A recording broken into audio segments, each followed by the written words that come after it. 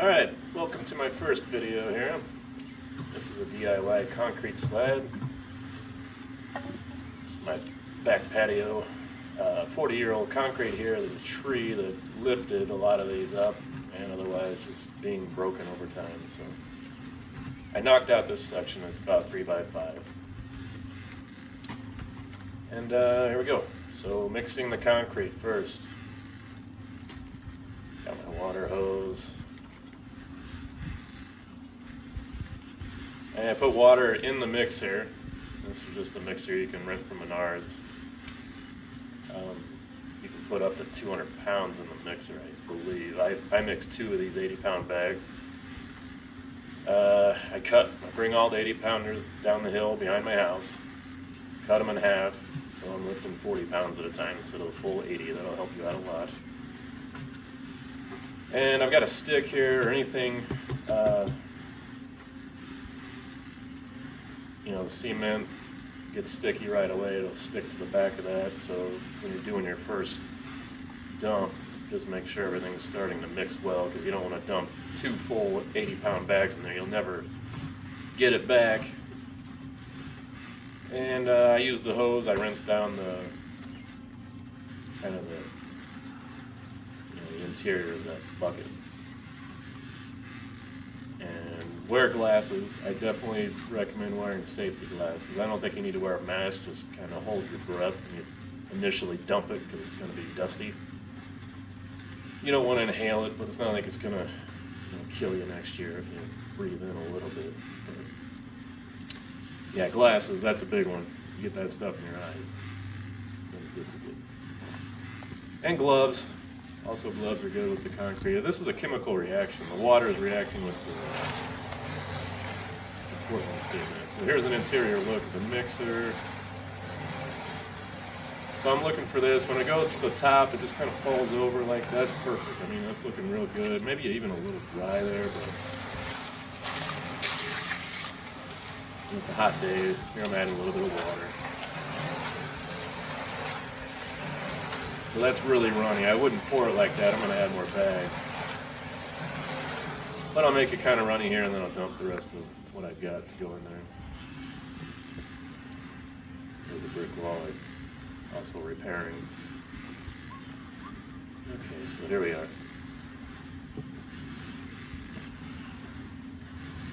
Get that stuff off the back. You can mix in a wheelbarrow, which is terrible and awful. But you can do it. If you do it that way, I would shoot, maybe 100 pounds of concrete at a time in there. It's hard. It's impossible to get a good mix with just taking a shovel and folding it over. I mean, the mixer is the way to go. That's my nephew there. He's supposed to be pulling weeds. Okay, so we're just mixing it up. Making sure we got a good mix. The first mix of the day with the mixer is when you get the most problems with it sticking to it. But after you get kind of a thin layer in there of residual concrete on the next one, it goes better.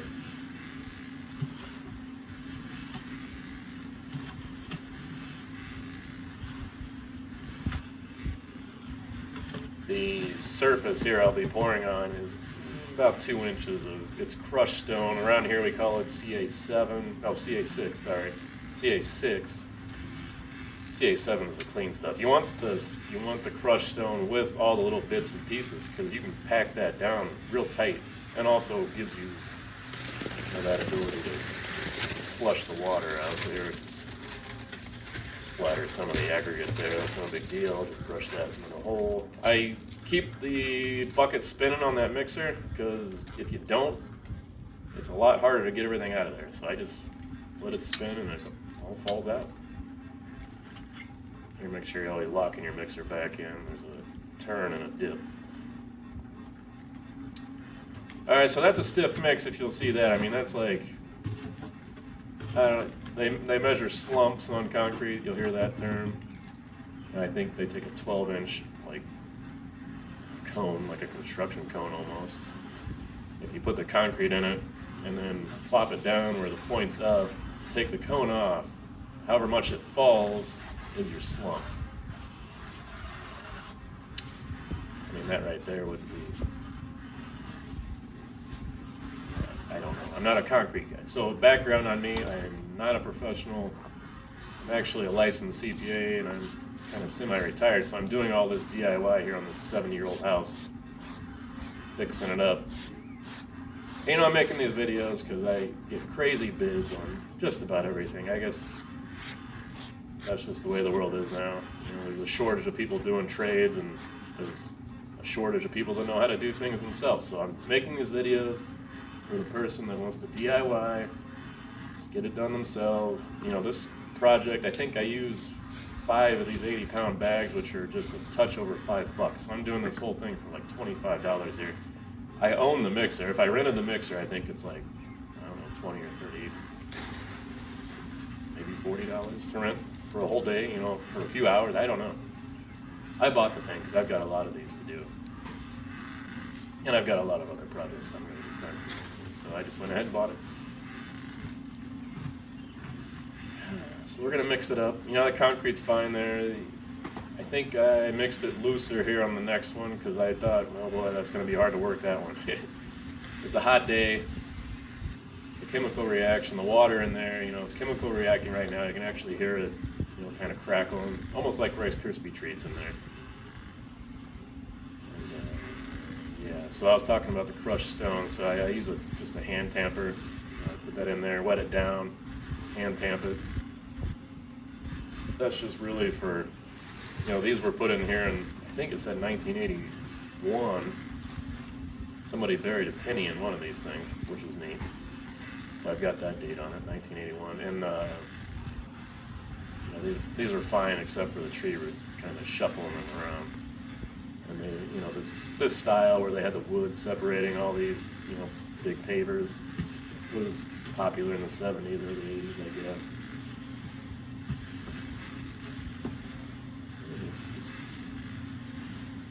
Trying to get enough concrete for the hole. You're not getting worried about spreading that out until I get this second load dumped in there. And then I want to push, you know, I want to get all the edges full. Just walking here, not driving a truck on it. I think, in fact, my boards are 2 3/4 inches, you know, in depth. So I try to put the stone up to the bottom of those, which is exactly what they had here, and they were perfectly fine. I didn't have, I think one was broken just because the base had just completely gone on it. You know, it was next to this wall here, and it's on the board. But, I mean, these are all in mostly good shape. Some of them got broken, I don't know how.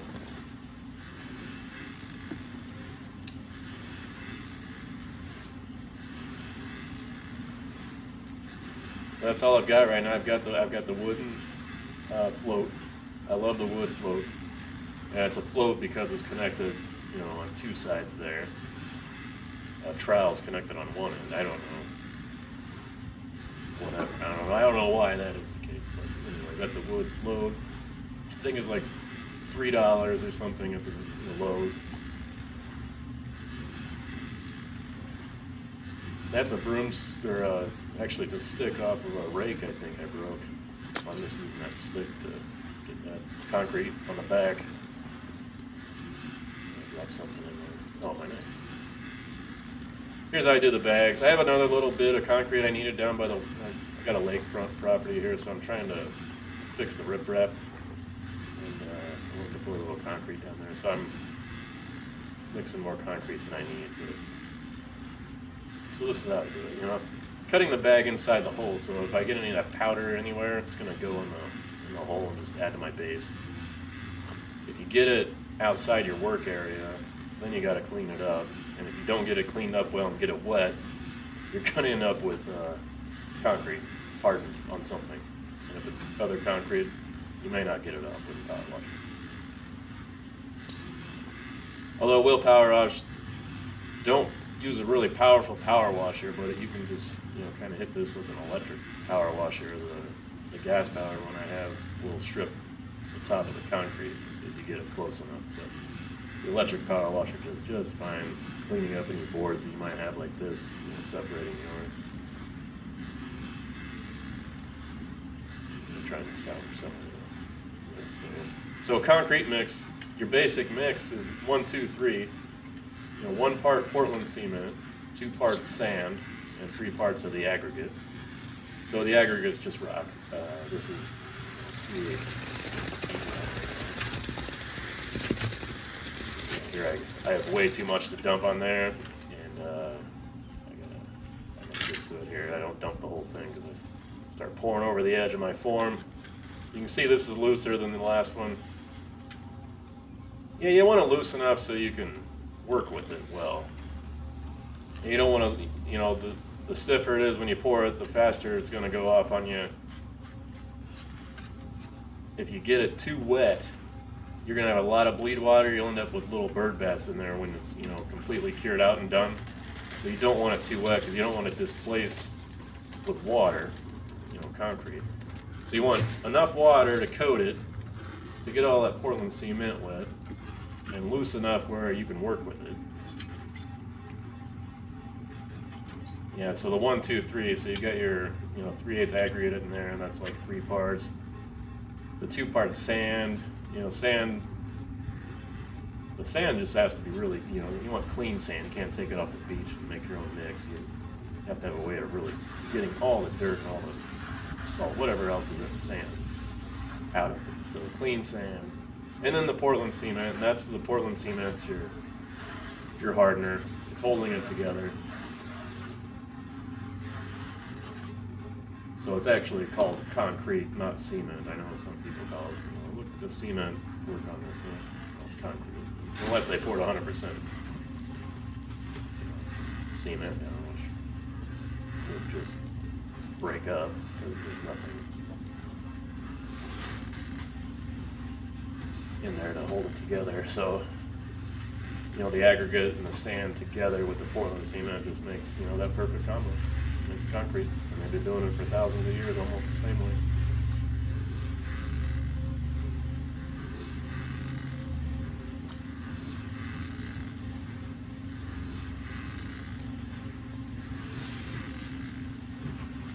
So wood float, mixer, water hose. Got my razor knife to cut my bags open. That's it. I'm just looking at the mixture. I'm just, I don't measure the water. You can measure the water if you want to.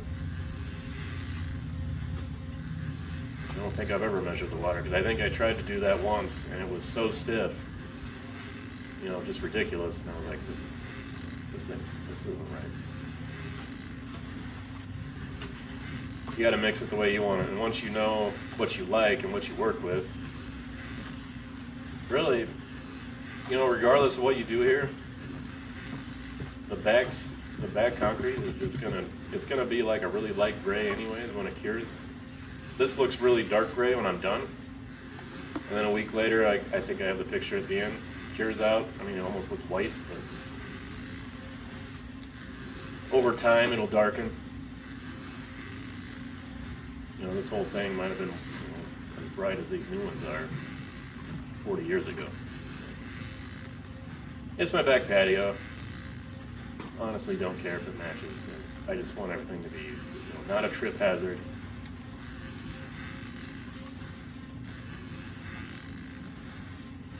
And you can see those in the back. Don't know what I'm going to do yet next to the house. Got a deck planned. I might do pavers instead of those. I might break all those out. And I'm just breaking these out with a sledgehammer. I think my sledgehammer is just 12 pounds. It's a big sledgehammer, but long handle, 12 pounds, you can break out 3 to 4 inches of concrete with a good whack.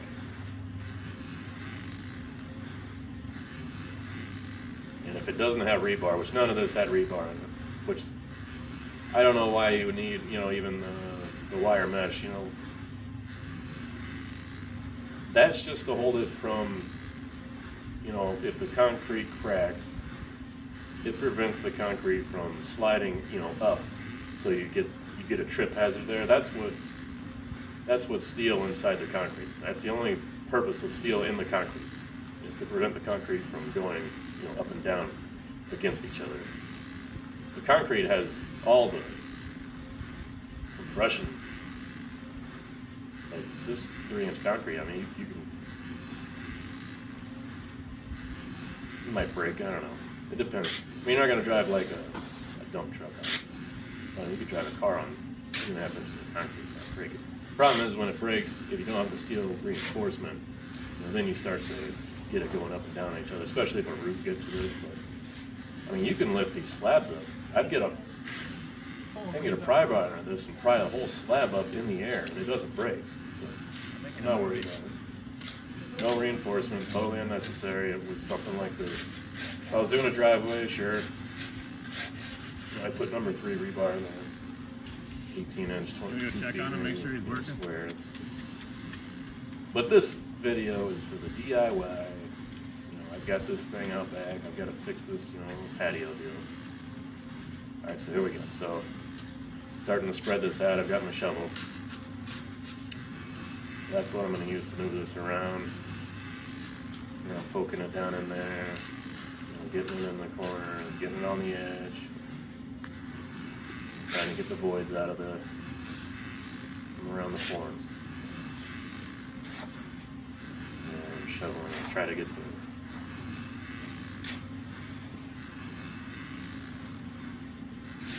highest points down and get it spread out.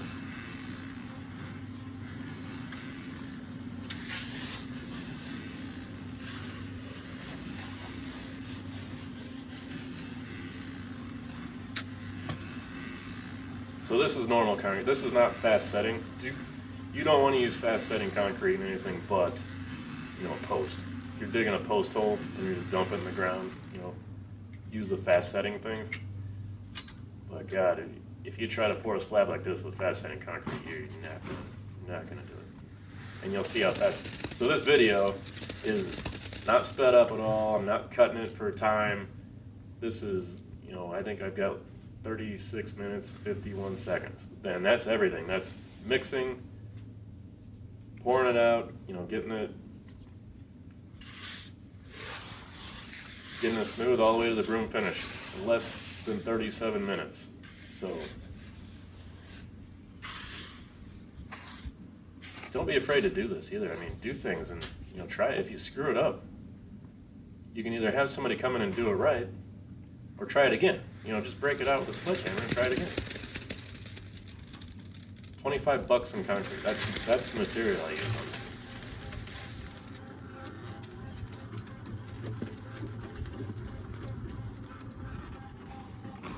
Alright, so that's going to be all the concrete I mixed up. And I definitely have too much in there. You can see it's piled up.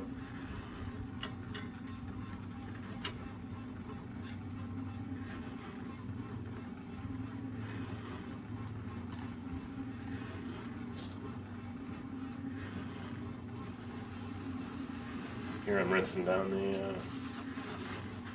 you don't want the concrete sitting on your tools or inside the mixer too long without, rinsing them off. So I'm just rinsing that inside of the bucket. That'll make my cleanup a lot easier, getting that rinsed off now, getting some water in the back. And we're gonna get rid of that annoying sound of the mixer going whack, whack, whack, whack. All right, now we're shoveling around. So here we're mixed and poured out, so I'm showing 18 minutes, 50 seconds in. And it's a hot day, I'm barely breaking a sweat. Letting the mixer do the work. All right, so my technique, this wood flow. So you see me patting it. So when I'm patting on the, P-A-T-T, so I'm patting it. I'm bringing cream up. So you talk about the cream. What's the cream? The cream is the Portland cement and the sands, the fine sands mixed together, and that's your cream. So you're just kind of knocking the aggregate down. And it's not going that far. You're knocking the aggregate down far enough to get the cream on the top. I mean, this is really nice. That's a perfect mix. That's what you're looking for. You don't need a real loose to work it.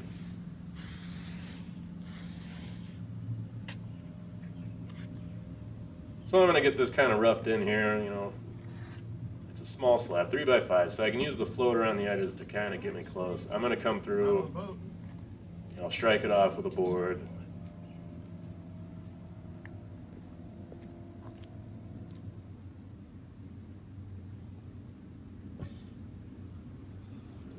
I guess I'm getting, not sure what I'm doing. Throwing stuff out. Okay.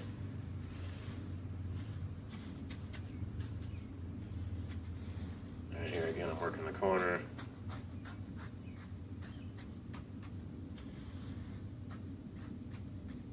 You know, have fun with this. This is a kind of like an artist, you know, type deal. It's fun. Alright, so there, I don't really need my sunglasses. I'm under the trees in the shade here in the morning, so. This is on the west side of my house, so that morning sun is not even hitting me. But I wore the glasses, like I said, you know, concrete in the eyes, that doesn't feel good. Yeah, anything you see, it's a Alright, so weed. somebody's talking to me. Jen, go instruct. Knocking it down, you know, Hold up there. shoving that down in there. I don't have access to the sides, otherwise you can kind of tap the sides with, you know, light tap with a hammer or something. It'll kind of jar everything down. If you had something in a form, then you're going to remove the forms and see the edge. Here I'm not putting a, you know, a round edge on this. It's actually harder. If I was doing a round edge, it'd be a lot easier, because then I'm not as concerned about, you know, doing what I'm doing around the corner on the sides. I can use the edging tool.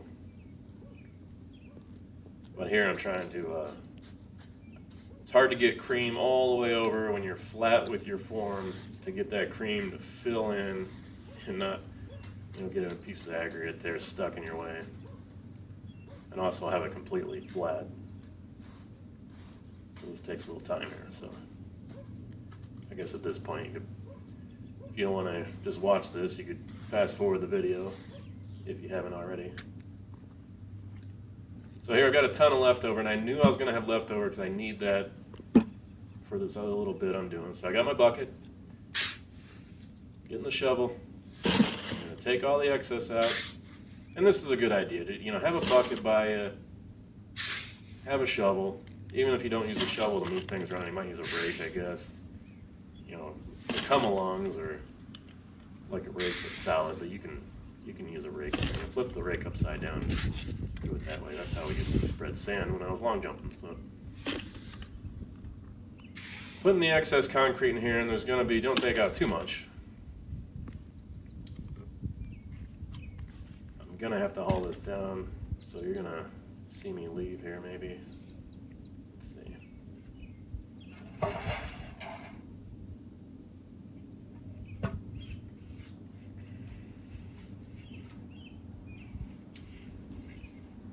Yeah, I think I left here to take that bucket down to the water, so the video's not frozen. I'm dumping this on my riprap, trying to fill in some gaps that were left over when they did it. You know, get that seawall solid. So here we go, I'm back. Got my board. So here I'm going to strike it off. So now that slab on my right is not level, so I've got this on the wood on my right side, and then I poured this part on the left, so I'm going to use that as level. And here I'm moving it back and forth. So I'm moving it back and forth because I can get, you know, the cream's coming up.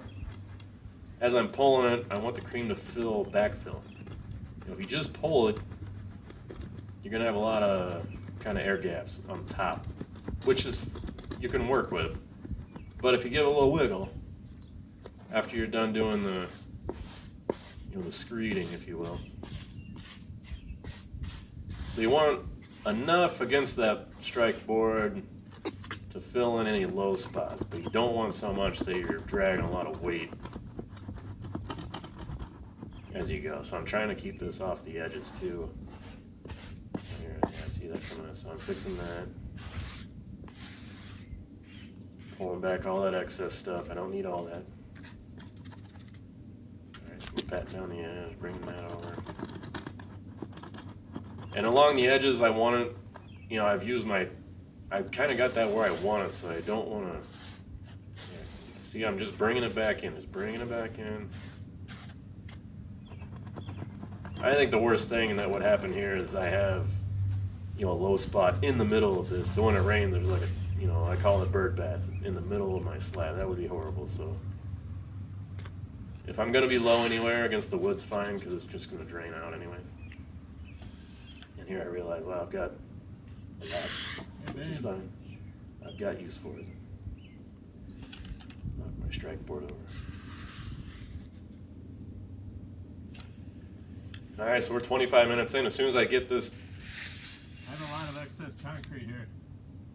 you know, struck off, I'm gonna go around a little bit more with the wood float, and that's it. I mean, really, at that point, you could be done. I'm gonna hit it with the steel trowel and put a broom finish, a pretty rough broom finish. And to talk about that real quick, if you steel trowel it and leave it smooth, you are gonna have a major slip hazard.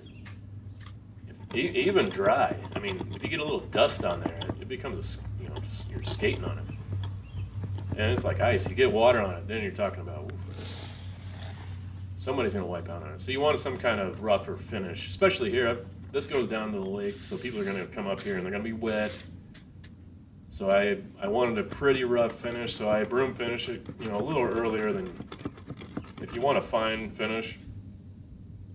You would wait a little longer than I end up doing on this video, but you know, it's really up to you. Nobody notices. They're gonna notice if they slip and fall, that's for sure. All right. So we got a little bit extra. Get rid of this.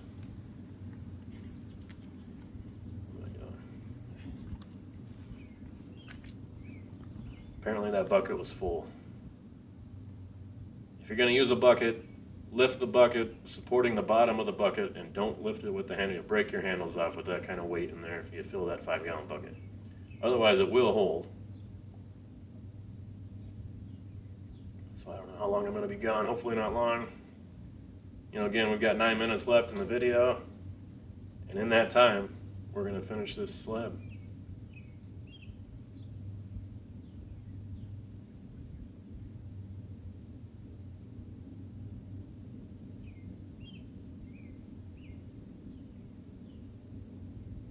And you know, I'm leaving it sit here. It's not a big deal.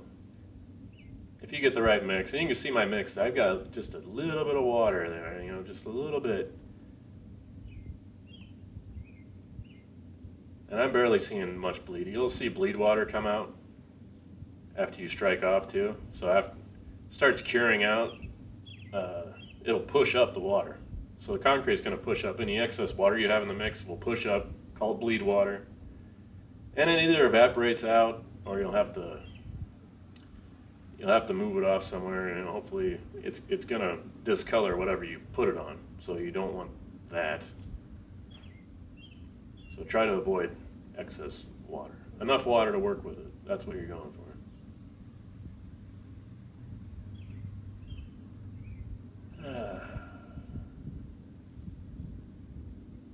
So yeah, I must be working it where I want it. I'm probably patting it down, trying to smooth it out down there. Just pat, finish. So you can finish concrete with a pair of gloves on and just, you know, pat it around and smooth it out. Looks fine. Wow. So I didn't realize I was gone this long.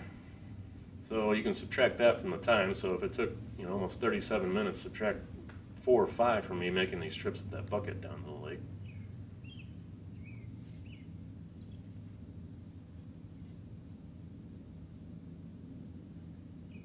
So yeah, this is gonna go quick when I get to the end. So we've got 7 minutes-ish here.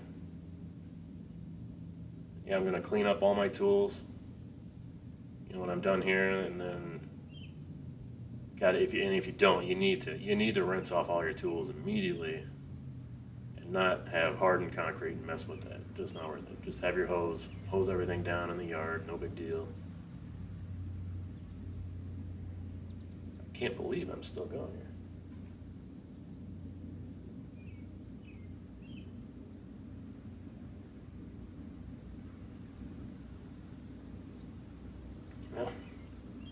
Yeah, so sorry about this. I mean, holy cow. All right, and the back. Alright, so 36 minutes, 51 seconds, more like 30 minutes total, you know? So here we go, I'm gonna use my float to shovel this in.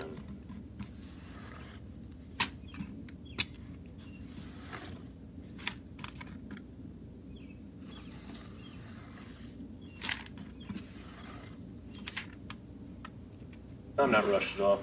It's in the 80s on this day.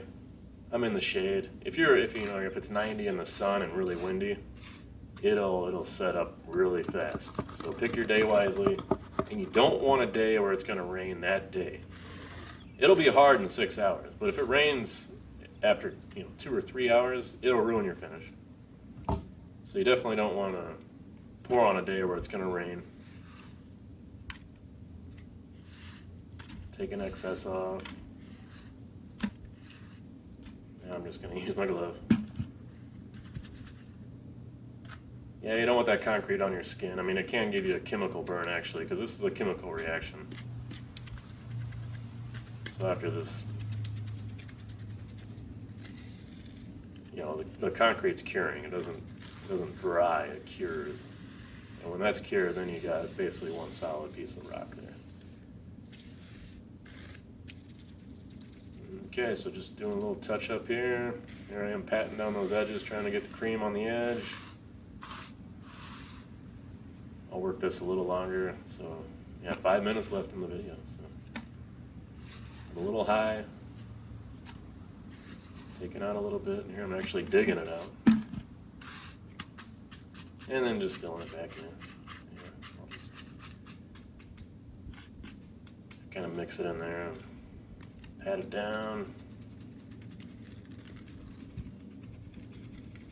Yeah, I mean, really, if you're finishing the edges and didn't need all that cream on the edge, if you're going to put a round edge on this, you can cut another 5 minutes off this video, because that's really all the work I'm doing with this float, is trying to get the cream up so I can get the edges.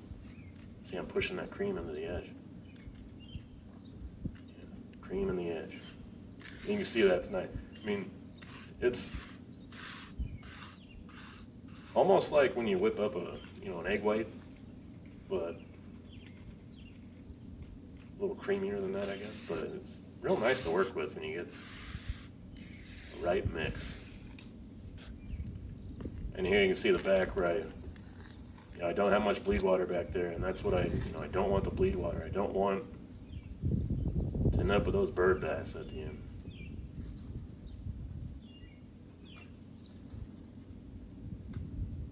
Bringing up the cream. So yeah, I mean, take out the 5-minute trip down to the water to fix my riprap spot. And then working these edges more than I need to, because I'm not putting a round edge on. I'm trying to get it flush. You're talking about less than 30 minutes to do a 3x5 slab, 3 inches deep.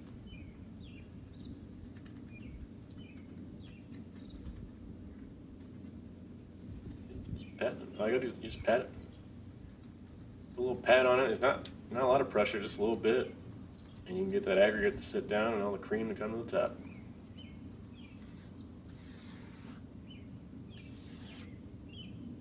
All right, so at this point, very, very, very lightly now, trying to get high spots down, because as you work it, you're going to end up with little high spots. So I'm trying to knock those down as much as I can so it'll cure out. And actually, if you get it well smooth enough here to your liking, I mean, you can just let this be your finished product. But I'm going to put the steel on it, and I'm going to broom finish.